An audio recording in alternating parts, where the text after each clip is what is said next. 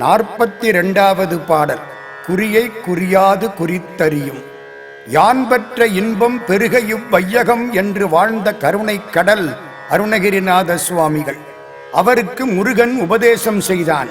அந்த உபதேசம் சொல்லால் விளக்க முடியாதது. அதை உலக மக்களுக்கு ஓரளவுக்காவது சொல்ல நினைக்கிறார் அருணகிரியார். அந்த உணர்ச்சியின் வெளிப்பாடுதான் இந்த 42வது பாடல். பெற்ற உபதேசத்தின் பெருமையை குறித்து கற்றவர் வியக்க கவிபாடுகிறார் அருணகிரியார். குறி என்பது தியானிக்கப்பட வேண்டிய பொருள், நாம் அடைய வேண்டிய நெறி, அதாவது முருகன். அவனை தியானிக்கிறோம் என்ற நினைப்பில்லாமல் தியானிப்பது குறியாது குறித்தறியும் நெறி. இந்த வழியை தனிவேல் ஐ எனக்கு உபதேசித்தார் என்கிறார். ஐ என்றால் தலைவன், வேல் ஐ என்றால் வேர்க்கடவுளான முருகன். காலம் இடம் என்ற வரையறைக்கு உட்பட்ட உலகப் பொருட்களை குறிப்பது போல முருகனை குறிக்க முடியாது. அவனை அடைய வேண்டுமென்ற வேட்கை இருந்தால் மட்டுமே அடைய முடியும். இது குறியை குறியாது குறித்தறியும் நெறி.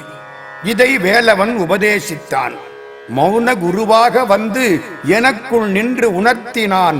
அதன் பயனாக உலகோடு சேர்ந்திருக்கும் செயல் ஒழிந்தது, உரைக்கு ஏதுவாகிய வேட்கை ஒளிந்தது, சிந்தையில் நிகழும் அறிவு செயல்பாடுகள் ஒளிந்தன, மனம் முதலிய கருவிகளால் அறியும் அறிவு ஒளிந்தது. அதனை உணர்ந்ததால், முருகனை உணர்ந்ததால் அறியாமையும் ஒளிந்தது. இதை செறிவற்று உலகோடுரை சிந்தையுமற்று அறிவற்று அறியாமையும் அற்றதுவே என்று பாடுகிறார் அருணகிரிநாத சுவாமிகள். குறியா குறியினில் கூடாத கூட்டத்து அறியா அறிவில் அவிழ்ந்து ஏக சித்தமாய் நெறியாம் பரானந்தி நீடருள் ஒன்றும் செறியாச் செறிவே சிவம் எனலாமே என்பது திருமந்திரம். தியானிக்க வேண்டிய வழியை முருகன் உபதேசித்ததும் வாக்கு, மனம், அறிவு, அறியாமை எல்லாம் நீங்கி போயின. அறிவும் அறியாமையும் கடந்த அறிவு திருமேனியாய் முருகன் காட்சி தந்தான் என்பதை இந்த பாடல் உணர்த்துகிறது.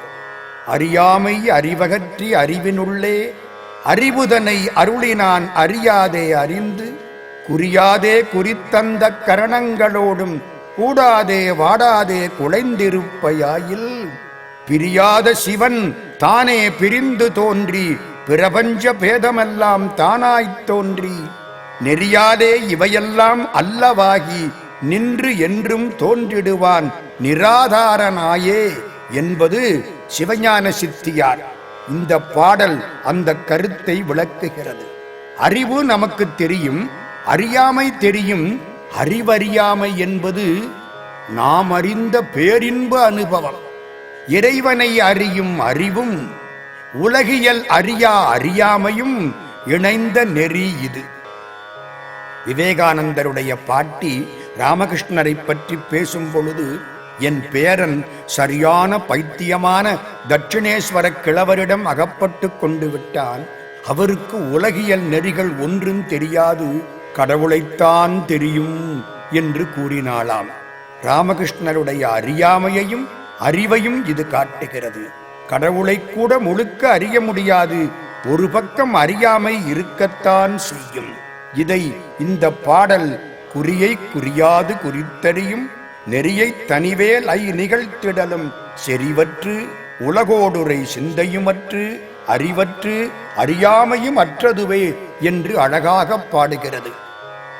குறியை குறியாது குறித்தறியும் நெறியை தனிவேலை நிகழ்த்திடலும் செறிவற்று உலகோடு உரை சிந்தையும் மற்று அறிவற்று அறியாமையும் அற்றதுவே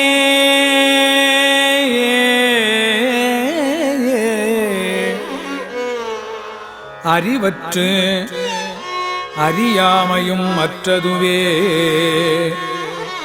ஏ